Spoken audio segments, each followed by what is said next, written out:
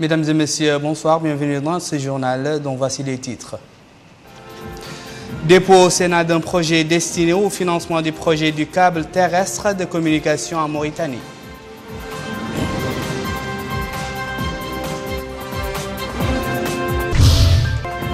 Poursuite au Palais des Congrès de Nouakchott du dialogue politique national entre la majorité présidentielle, la CAP et le Forum national pour la démocratie et l'unité.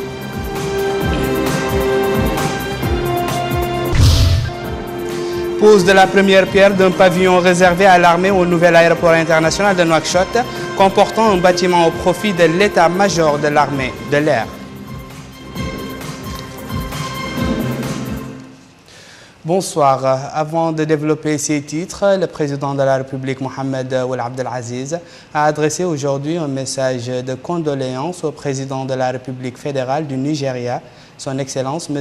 Goodluck Jonathan, suite à l'explosion criminelle dans une gare de la banlieue d'Abuja, occasionnant plusieurs morts et blessés. À cette douloureuse occasion, le président de la République a exprimé ses sincères condoléances et sa vive compassion. De même, le chef de l'État a réitéré sa solidarité à cette épreuve difficile, ainsi que sa ferme condamnation de cet acte criminel et ignoble. Le président de la République a également adressé aujourd'hui un message de félicitations à la reine de Danemark, Sa Majesté Margaret II, à l'occasion de la fête nationale de son pays.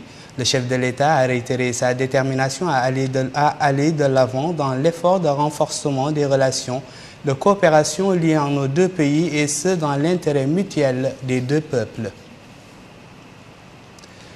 Réunis aujourd'hui en séance plénière, les sénateurs ont annoncé le dépôt par le gouvernement du projet de loi autorisant la ratification du contrat de financement du projet du câble terrestre de communication en Mauritanie.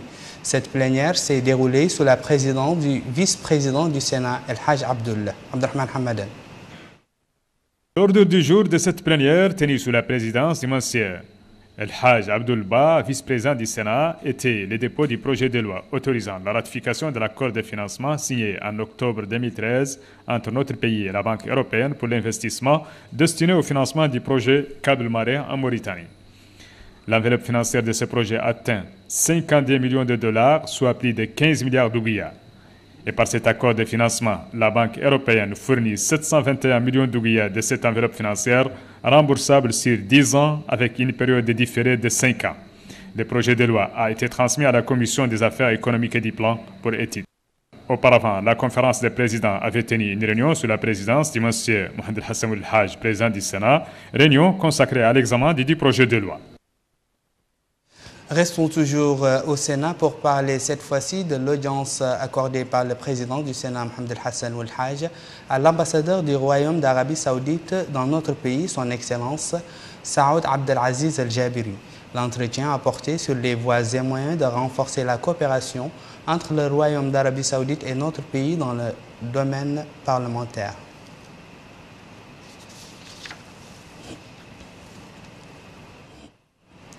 Le ministère des Affaires étrangères et de la coopération a condamné aujourd'hui l'explosion criminelle dans une gare de la banlieue d'Abuja, faisant 71 morts et 124 blessés. Dans un communiqué, le ministère condamne avec force cet acte criminel et ignoble. Il affirme sa solidarité et sa vive compassion avec le gouvernement, le peuple nigérian frère et les familles des victimes de cet acte contraire aux enseignements et aux valeurs de toutes les religions. Le communiqué réitère l'engagement constant du gouvernement mauritanien à lutter avec fermeté et détermination contre toutes les formes de terrorisme. Poursuite aujourd'hui à Nouakchott du dialogue politique national entre la coalition des partis de la majorité, la Convention pour l'alternance pacifique au pouvoir, la CAP, et le Forum national pour la démocratie et l'unité au centre des conférences internationales de Nouakchott. La cérémonie d'ouverture avait donné lieu à un échange de discours entre les présidents des trois délégations. Mohamed Abdallah Yab. Le vent de la concorde semble-t-il enfin souffler. En tout cas, les trois pôles de la scène politique se sont rencontrés hier soir pour entamer ces dialogues nationaux. Les représentants de la majorité, ceux de la Convention pour l'alternance pacifique et ceux du Forum national pour la démocratie et l'unité vont débattre d'ici quelques jours un agenda déjà établi. Les futures échéances électorales occupent une place prioritaire dans l'agenda des pourparlers. D'après des observateurs, les discours d'ouverture ont brisé la glace entre les adversaires politiques, donnant lieu à une ambiance d'optimisme. Nous avons prouvé dans le passé que les dialogues, les anciens dialogues, et nos partenaires sont les témoins de cela, prouver que nous sommes un partenaire sérieux et honnête, qui respecte et tient avec force au respect de ses engagements et de ses positions. Et c'est ce que nous vous confirmons aujourd'hui, que c'est cette voie que nous suivons en toute volonté et notre décision, que Dieu protège nos pas et protège notre pays. Personne ne doute plus désormais de la sincérité de cette rencontre pour la CAP, pour tirer profit et mettre en place les mécanismes nécessaires pour dépasser les différends entre notre classe politique, surtout que nous sommes à la veille d'une des plus importantes consultations nationales, à savoir l'élection présidentielle. Nous voici aujourd'hui réunis pour commencer à entamer ce dialogue que le Front national pour la démocratie et l'unité souhaite être un dialogue sérieux, responsable, apte à sortir le pays de la crise politique qu'il vit depuis quelque temps, crise politique dont les répercussions et les conséquences dans bien divers domaines de la vie nationale ne sont plus à prouver. La population fonde d'ailleurs de grands espoirs sur sa classe politique, une classe qui est plus que jamais appelée à se mettre d'accord sur une issue consensuelle où il n'y a ni vainqueur ni vaincu. Le ministre de la Défense nationale et son homologue de l'équipement et des transports ont supervisé aujourd'hui au nouvel aéroport international de Nouakchott la pose de la première pierre d'un pavillon réservé à l'armée comportant un bâtiment au profit de l'état-major de l'armée de l'air. La société Najah pour les grands travaux s'occupe de la construction de cet édifice. Retour à Abdelrahman Hamadan. Par la levée de ces rideaux, le ministre de la Défense nationale et celui de l'équipement et des transports ont supervisé le lancement du projet de construction d'une base militaire et d'un bâtiment d'état-major de l'armée aérienne. La superficie de ce complexe dépasse 11 000 mètres carrés et le délai d'exécution des travaux sera entre 12 et 16 mois. Le projet de la base de l'armée de l'air comporte un état-major, des magasins de carburant, des places pour l'arrêt des appareils, un réseau routier interne, des résidences ainsi que des espaces verts. Dans un mot prononcé pour la circonstance, le colonel Mohamed El-Hretani, chef d'état-major de l'armée aérienne, a passé en revue les grandes mutations que connaît l'armée aérienne et l'évolution de son équipement et des capacités de ses ressources humaines, faisant remarquer que cet essor a pour objectif l'adaptation de nos forces aériennes avec les défis sécuritaires contemporains. Dans ce cadre, a ajouté le chef d'état-major, il a été procédé à la création de l'École nationale de l'aviation dans le but de répondre aux besoins des forces armées en matière des pilotes de l'armée de l'air et des pilotes des transports ou encore des techniciens spécialisés dans le secteur aérien. La société Najah pour les grandes œuvres, qui est le maître d'ouvrage des travaux, a, par la voix de son directeur général, M. Mouhidine Ould Ahmed Salik, abordé les opportunités d'emploi qu'offre la société dans ce projet, affirmant qu'elle respecte les délais impartis des travaux et précisant que les travaux seront exécutés conformément aux règles de l'art et aux spécificités techniques décrites dans les cahiers de charges. En marge du lancement de ce projet d'envergure, la délégation ministérielle s'est rendue dans les différents chantiers des travaux de l'aéroport pour s'enquérir de l'avancement des travaux dans cette infrastructure aéroportière. Le comité paritaire mauritano-sénégalais de suivi de la transhumance a achevé ses travaux tenus à Saint-Louis du Sénégal. Le comité a noté la mise en œuvre de certaines des recommandations formulées lors de la rencontre de Nouakchott en février 2013. Compte rendu d'Aminata Khan. Réunis depuis samedi à Saint-Louis du Sénégal, Mauritaniens et Sénégalais ont discuté 2 jours durant de la transhumance transfrontalière. Des échanges qui ont porté entre autres sur la régulation de la situation des troupeaux transhumants mauritaniens présents en territoire sénégalais, sur le commerce de bétail, notamment la contribution des éleveurs mauritaniens à l'approvisionnement en moutons du marché sénégalais. Présent au terme des travaux du comité paritaire mauritano-sénégalais, le ministre du Développement rural a déclaré à cette occasion que d'importantes recommandations issues de la rencontre vont permettre d'asseoir une nouvelle approche de la gestion et du suivi de la transhumance. Les recommandations importantes issues de cette rencontre permettront d'asseoir sereinement une nouvelle approche. La mise en œuvre de ces recommandations aura, sans nul doute, un impact positif sur les acteurs de l'élevage. Madame le ministre, en guise de rappel, les résolutions et recommandations ont touché tous les aspects susceptibles de garantir l'application de l'accord de transhumance, d'élever les contraintes et de mettre en place les conditions idoines pour les échanges d'animaux et de produits d'origine animale. Toutefois, nous devons faire preuve de plus de proactivité et de vigilance pour accompagner convenablement la transhumance à travers une bonne programmation.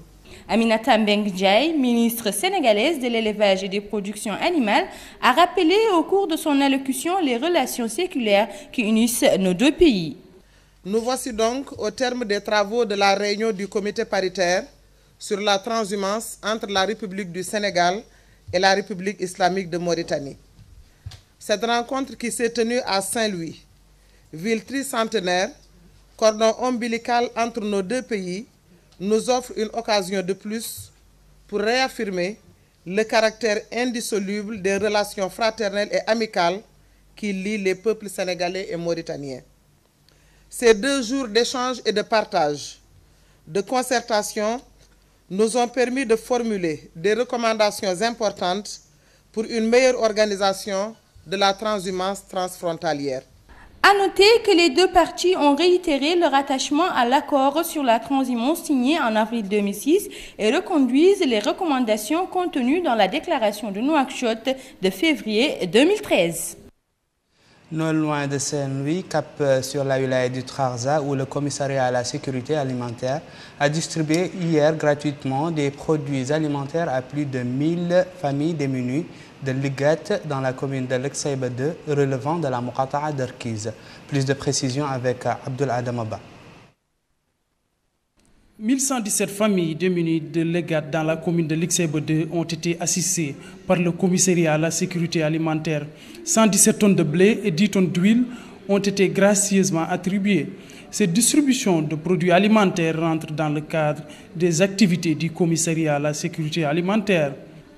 L'objectif est d'améliorer les conditions de vie des populations à revenus limités. Le commissaire à la sécurité alimentaire, M. Sidi Ahmed Sidi Baba, a précisé à cette occasion que cet acte rentre dans le cadre des activités du commissariat visant à aider les couches démunies. Il a par ailleurs précisé que le commissariat à la sécurité alimentaire est plus que jamais soucieux des problèmes des habitants de la wilaya. Il a rappelé l'existence du programme ML qui sera renforcé. Concernant les projets du commissariat, ils seront soumis aux autorités compétentes. Quant au Wali du Trarza, M. Isselmou Woulsidi, il a déclaré que les activités du commissariat sont venues au moment propice. Le maire de la commune de Ligat, M. Yahouboul Moussa, a pour sa part loué la générosité des autorités derrière cet acte. Selon ce dernier, les autorités, à travers ce geste, ont montré leur attachement aux couches vulnérables.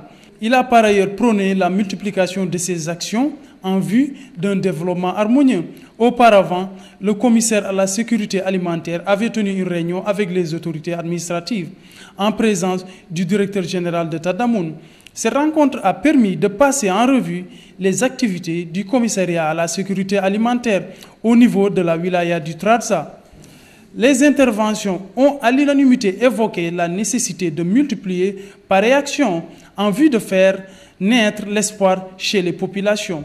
Le commissariat à la sécurité alimentaire a fait des erreurs avec cette aide alimentaire.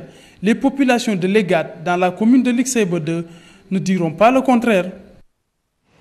Toujours dans la wilaya du Trarza et dans le même registre, le directeur général de l'agence Tadamoun pour la lutte contre les séquelles de l'esclavage, l'insertion et la lutte contre la pauvreté, Maître Hamdioul Mahjoub, a supervisé la distribution de plus de 300 vaches laitières à 167 familles des réfugiés repartis sur 23 regroupements villageois dans la localité de Kermadike relevant de la Muqata'a de Rosso. Babacar Ndiaye. Quelques 350 vaches laitières distribuées à 167 familles de réfugiés réunies autour de 23 regroupements villageois à Kermadike dans la wilaya du Trarza. Cette action s'inscrit dans le cadre de l'exécution du plan d'insertion de la dernière vague de Mauritaniens réfugiés au Sénégal lancé par l'agence Tadamoun pour la lutte contre les séquelles de l'esclavage, l'insertion et la lutte contre la pauvreté.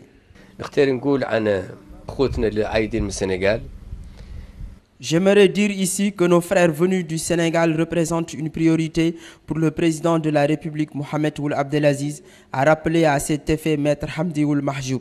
L'État ne ménagera aucun effort pour leur insertion et leur intégration dans la vie sociale. Pour qu'ils se sentent des citoyens à part entière, l'État a construit des infrastructures dans le domaine de la santé, de l'éducation, de l'eau potable et de l'agriculture. Kermadike constitue le premier acte de distribution de 1382 vaches laitières au profit de toutes les communautés des réfugiés vivant dans les wilayas du Brakna, de Guidimaha, du Trarza, du Gorgol et de l'Assaba. Ouverture aujourd'hui à Nouakchott des travaux de l'atelier de formation sur le cadre juridique de la lutte contre le terrorisme, l'enquête pénale et la coopération internationale au profit des fonctionnaires de la justice pénale.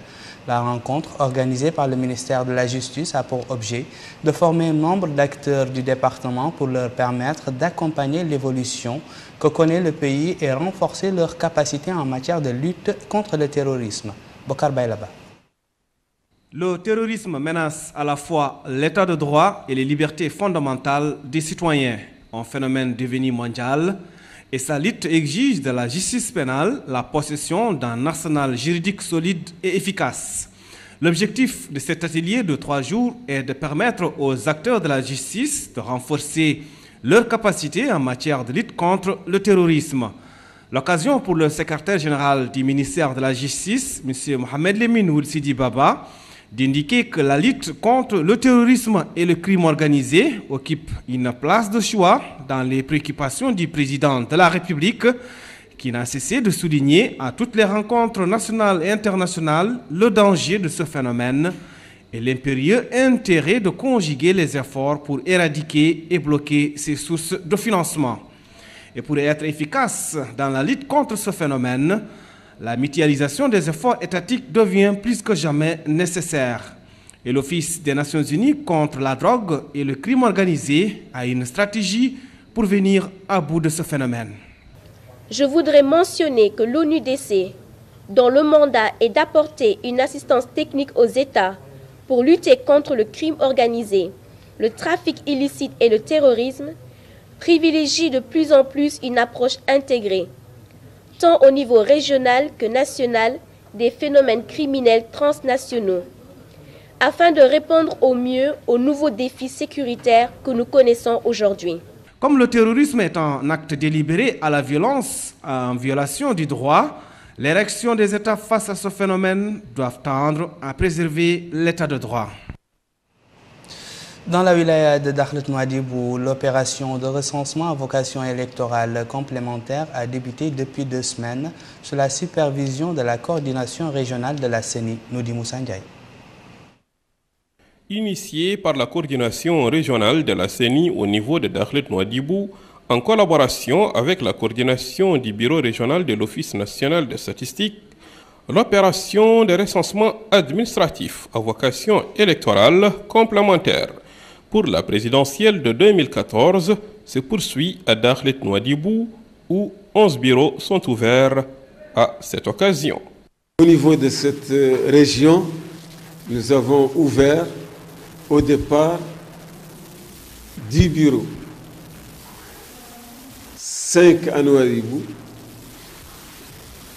1 à Boule-Noir, 1 à Inal, 1 à Tmé-Michat, 1 à Chami et 1 à Nouamkhar.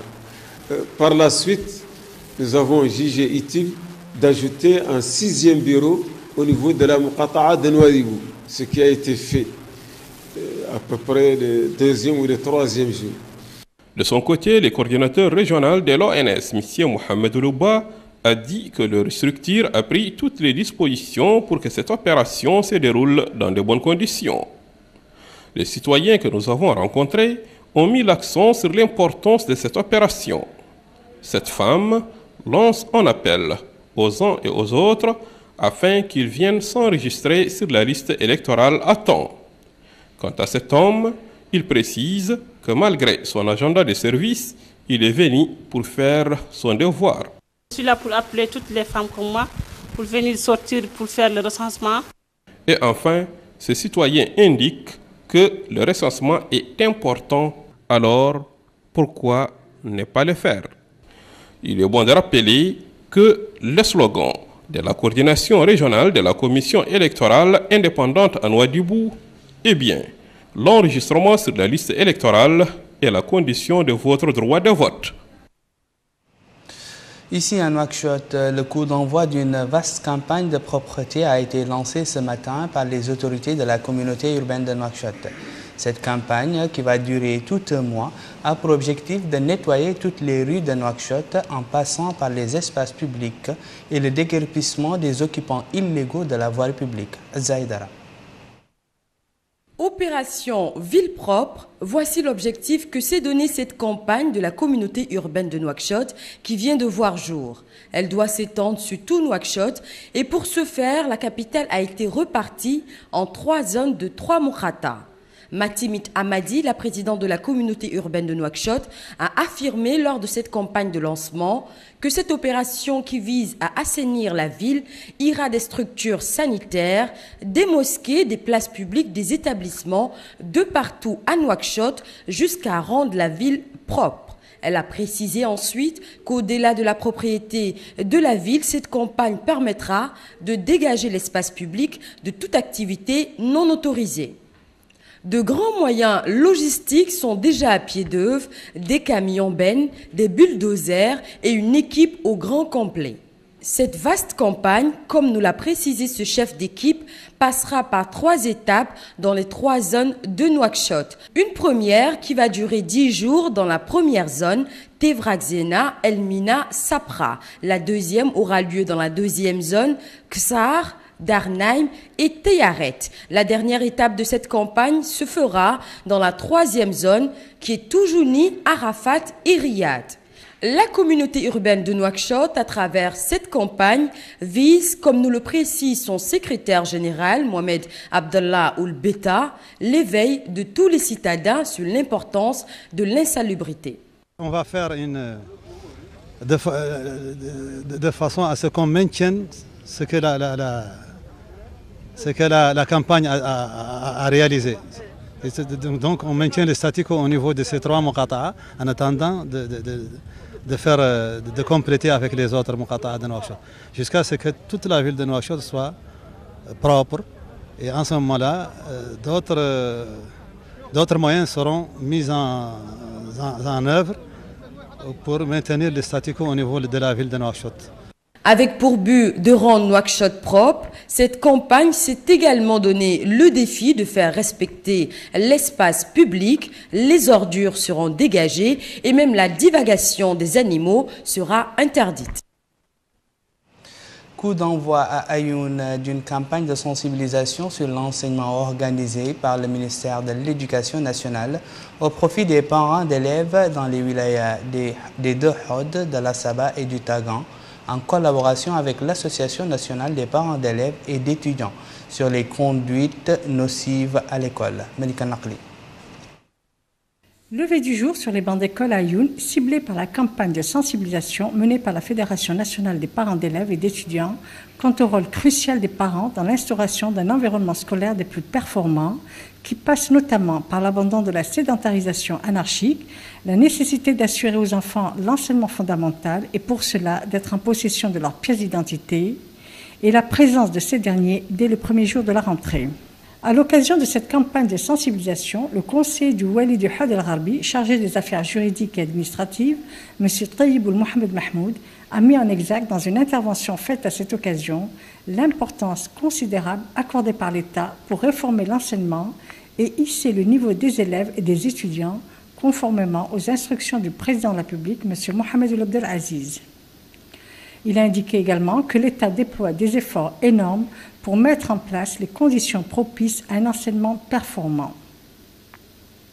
De son côté, le président de l'Association des parents d'élèves, M. Mahmoud El-Mbarak, a passé en revue, quant à lui, les importants obstacles qui entravent l'enseignement, en priorité les conduites nocives telles que la sédentarisation anarchique et la politisation de l'enseignement.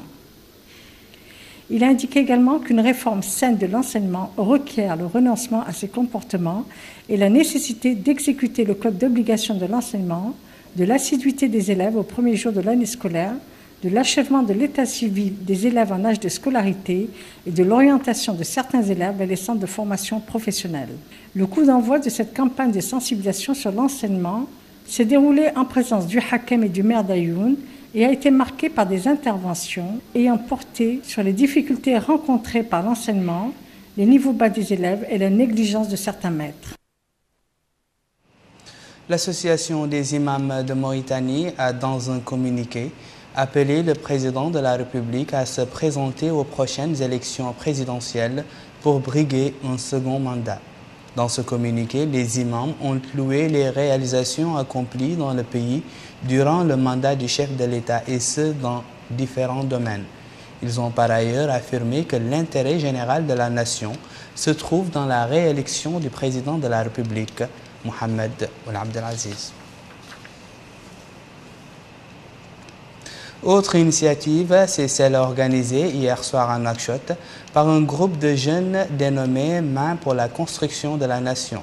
Cette rencontre, à laquelle ont assisté des élus et des cadres de la wilaya de Trarza, a connu plusieurs interventions louant les réalisations du président de la République.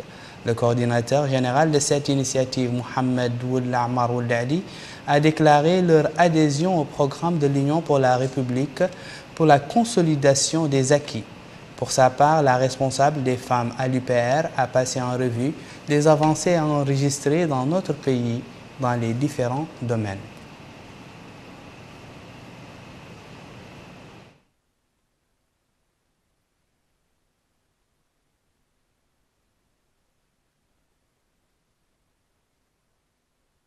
Voilà qui me fait en ce journal le rappel des titres. Dépôt au Sénat d'un projet de loi destiné au financement du projet du câble terrestre de communication en Mauritanie.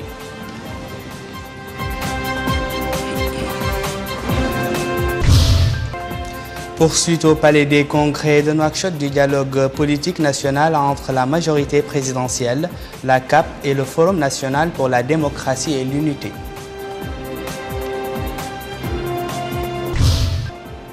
Pose de la première pierre d'un pavillon réservé à l'armée au nouvel aéroport international de Nouakchott, comportant un bâtiment au profit de l'état-major de l'armée de l'air.